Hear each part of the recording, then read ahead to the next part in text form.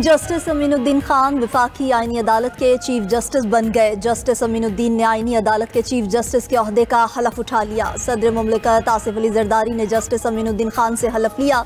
तकरीब हलफ बर्दारी में वज़ीर आज़म शहबाज शरीफ और वफाकी वज़रा की शिरकत।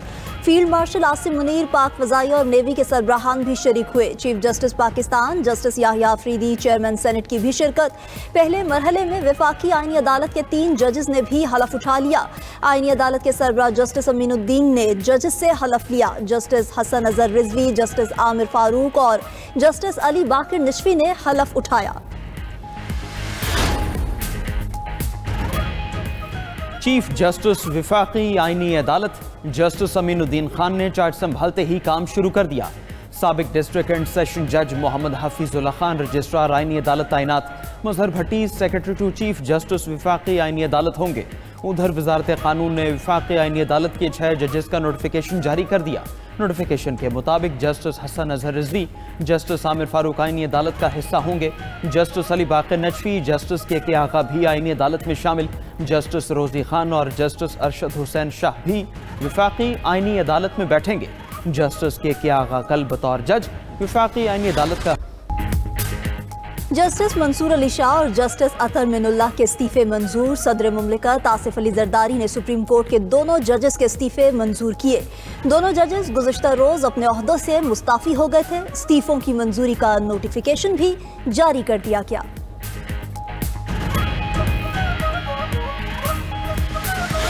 ये कैंगरू कोर्ट्स बना के मियां नवाज शरीफ को विक्टिमाइज किया जा रहा था और एक एजेंडा जो है इम्प्लीमेंट किया जा रहा था कि वो हुक्मरान ना रहे और उसको हमेशा हमेशा के लिए सियासत से बाहर कर दिया जाए। उस वक्त किसी की गैरत ना जागी।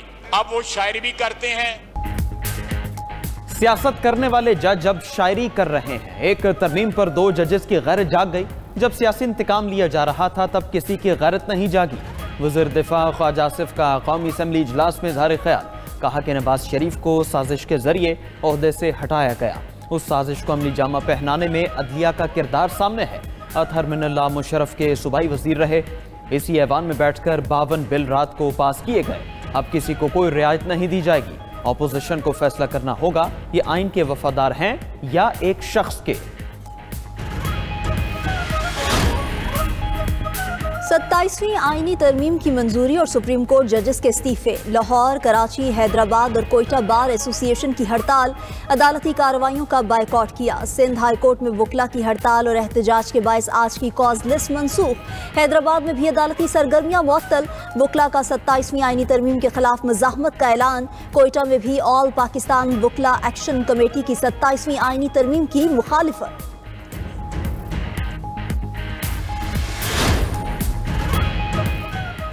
सुप्रीम कोर्ट ने रूल्स 2025 की मंजूरी दे दी। चीफ जस्टिस पाकिस्तान की ज़ेर-ए-सदारत फुल कोर्ट इजलास का एलामिया जारी। सुप्रीम कोर्ट रूल्स 2025 से सर्विस डिलीवरी बेहतर होगी। अपडेटेड रूल्स से सस्ता और फौरी इंसाफ मुमकिन होगा। फुल कोर्ट ने मोहम्मद मुनीर पुराचा को सीनियर एडवोकेट सुप्रीम कोर्ट का दर्जा दे दिया।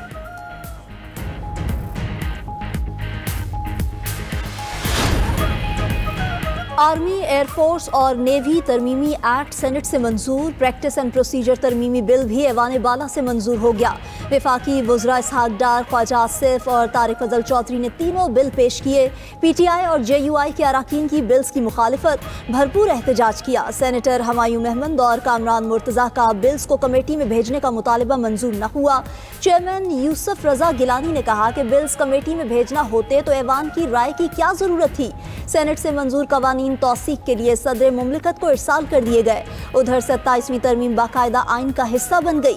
आइनी तरमीम का गजट नोटिफिकेशन जारी।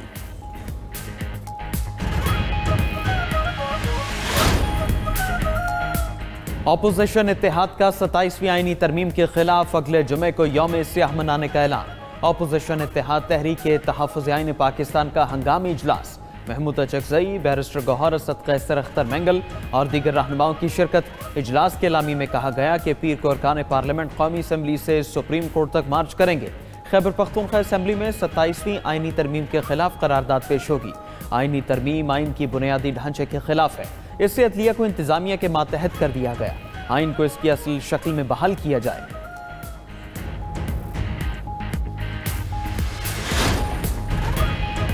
पेशावर हाई कोर्ट का सियासी सरगर्मियों में सरकारी वसाइल का इस्तेमाल रोकने का हुक्म। खैबर पख्तूनख्वा हुकूमत के खिलाफ दायर केस का तहरीरी फैसला जारी। अदालत ने तहरीरी फैसले में लिखा कि जलसों और मिलियन मार्च में सरकारी वसाइल का इस्तेमाल न किया जाए। सरकारी मशीनरी और वसाइल का इस्तेमाल ज़ाब्ता अखलाक के खिलाफ है। सियासी सरगर्मियों में सरकारी वसाइल का इस्तेमाल कौमी खजाने का ज़िया है। सियासी सरगर्मियों में सरकारी वसाइल का इस्तेमाल इख्तियारात के नाजायज़ इस्तेमाल के ज़ुमरे में आता है। रियासत सरकारी और सियासी तकरीबात में तफरीक करे।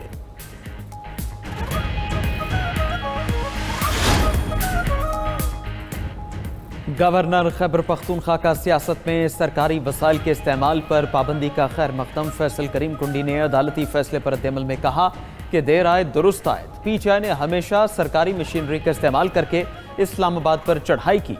ऐसा फैसला बहुत पहले हो जाना चाहिए था। पेशावर हाईकोर्ट के फैसले को सराहा जाना चाहिए। वज़ीर-ए-आज़म के कोऑर्डिनेटर इख्तियार वली खान ने कहा कि पेशावर हाई कोर्ट ने मुनासिब फैसला दिया है। केपी हुकूमत ने रैलीज में सरकारी असलहा इस्तेमाल किया।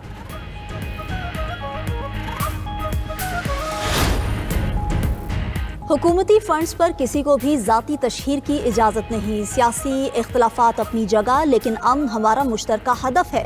सूबाई असम्बली की तमाम करारदादों पर अमल दरामद किया जाएगा। वज़ीर आला खैबर पख्तूनख्वा सुहेल आफरीदी का सूबाई काबीना के इजलास में इजहार ख्याल। कहा कि रेडियो पाकिस्तान पर 9 मई हमले की तहकीकात के लिए इंक्वायरी कमीशन कायम होगा। कमीशन तमाम शवाहिद जमा करके सूबाई काबीना को रिपोर्ट देगा। सूबे को सूद से पाक करेंगे। काबीना इजलास के बाद मुशीर इत्तलात खैबर पख्तूनख्वा शफी जान ने कहा कि सरकारी इश्तिहार में किसी की तस्वीर नहीं लगाई जाएगी।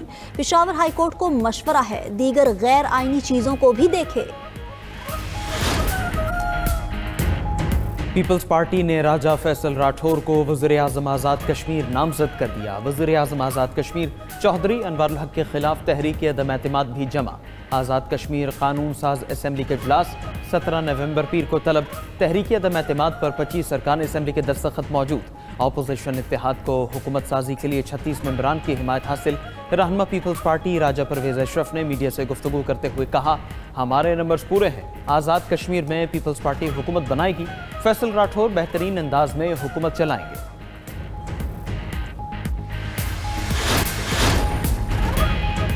पाकिस्तान और ताजिकिस्तान का अस्करी ताउन बढ़ाने पर इत्तफाक। फील्ड मार्शल आसिम मुनीर से ताजिक वजीर दिफा की मुलाकात। दिफाई ताउन और इलाकाई सलामती के अमूर पर तबादला ख्याल किया गया। इलाकाई सलामती के शोबों में ताउन बढ़ाने पर इत्तफाक किया गया। सदर आसिफ अली जरदारी से भी ताजिक वजीर दिफा की मुलाकात। सदर मुमलिकत ने कहा कि ताजिकिस्तान से मौशी और दिफाई ताल्लुकात मजबूत बनाना चाहते हैं। ताजिकिस्तान वस्ती एशिया का दरवाज़ा है और पाकिस्तान ताजिकिस्तान के लिए समंदर तक रसाई का रास्ता है।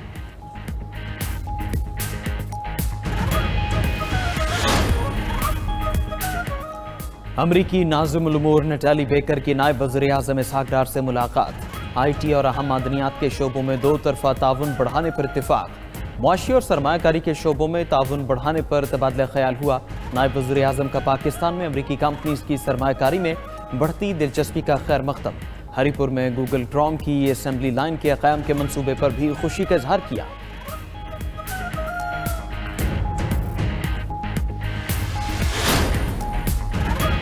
बलोचिस्तान असम्बली में कम उम्री में शादी की मुमानियत का बिल मंजूर। अपोजिशन का असम्बली इजलास में शदीद एहतजाज। स्पीकर डाइस का घेराव करते हुए बिल नामंजूर के नारे लगाए।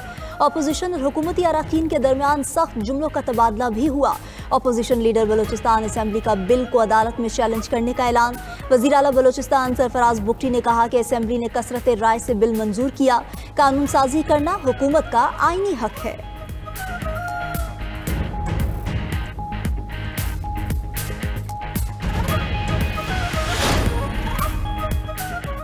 वज़ीर आला सिंध मुराद अली शाह से हंगरी के सफ़ीर की मुलाकात। Water treatment, solid waste management और दीगर शोबों में ताउन पर गुफ्तगू। सिंध और हंगरी के दरमियान सरमायाकारी के मौक़े बढ़ाने पर भी तबादला ख्याल किया गया। मुराद अली शाह की नेशनल गेम्स की मशल बरदार रैली में भी शिरकत। 35वीं नेशनल गेम्स का इनेकाद सिंध के लिए एजाज़ करार दिया।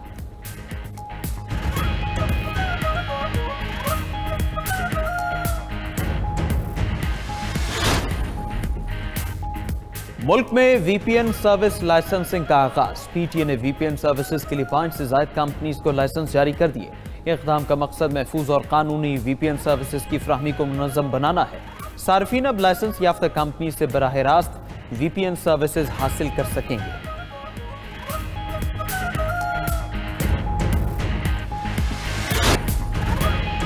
बरतानिया का गैर कानूनी तारकीन वतन के खिलाफ क्रैकडाउन का फैसला। गैर मुल्की मीडिया के मुताबिक बरतानवी वजीर खारजा शबाना महमूद जल्द सख्त इकदाम का ऐलान करेंगी। इमिग्रेशन इकदाम डेनमार्क के मॉडल पर मबनी होंगे। बरतानिया जुलाई 2024 से अब तक 50,000 तारकीन वतन को मुल्क बदर कर चुका है।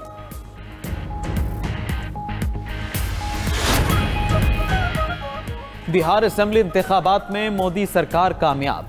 बीजेपी के इंतखाबी इत्तेहाद ने 201 नशिस्तें जीत ली।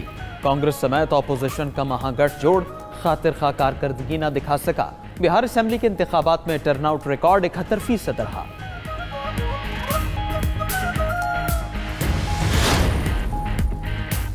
रूस ने मशरकी यूक्रेन के 2 मजीद देहात पर कब्जे का दावा कर दिया। रूसी वजारत दिफा के मुताबिक रैया और यस्टोपल का कंट्रोल रूसी फौज ने हासिल कर लिया।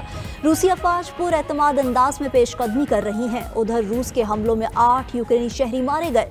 रूसी हमलों से आज़रबाईजान के सफारत खाने को भी नुकसान पहुंचा। आज़रबाईजान का रूस से एहतजाज, तहकीकात का मुतालबा कर दिया।